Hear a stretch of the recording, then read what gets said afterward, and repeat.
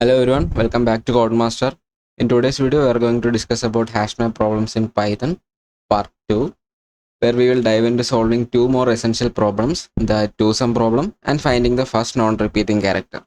By the end of this video, you will have a solid grasp of how to leverage hash maps for efficient problem solving.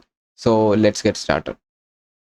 In part 1, we explored counting frequencies and finding duplicates using hash maps.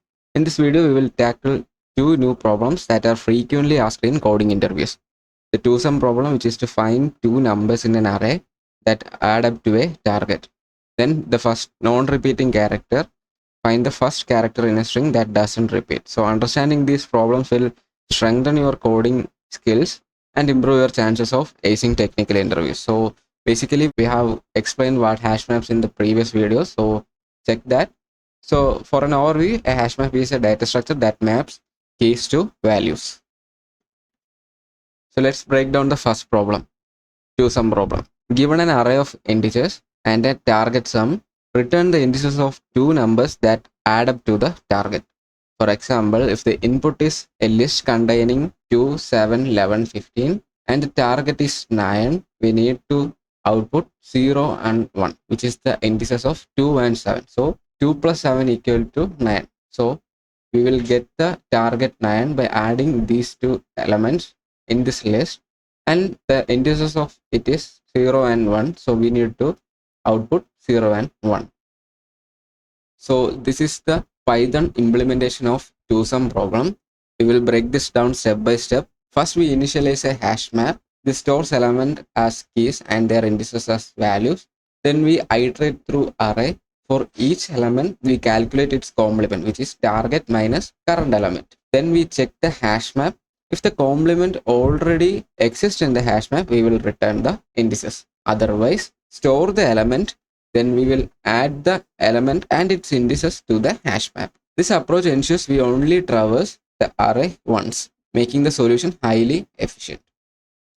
So where we can use this solution in real life? Some use cases include financial apps or financial calculations, finding two expenses that match a budget. In gaming, pairing items to achieve a desirable power-up value.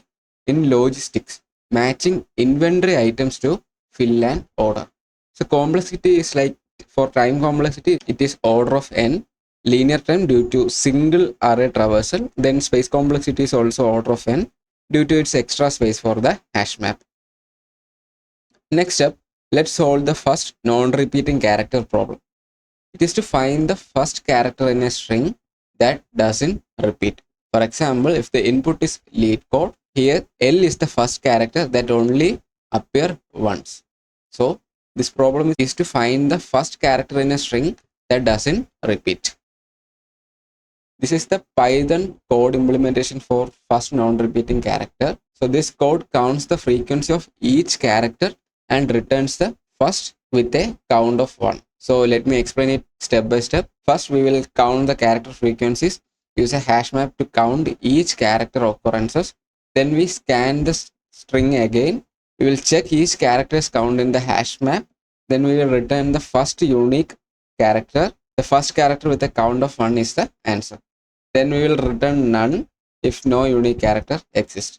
This approach is both intuitive and efficient. So where can the solution be useful? In text analysis, finding distinct words or letters in a document. In data streaming, we are detecting the first non-repeating event in a log.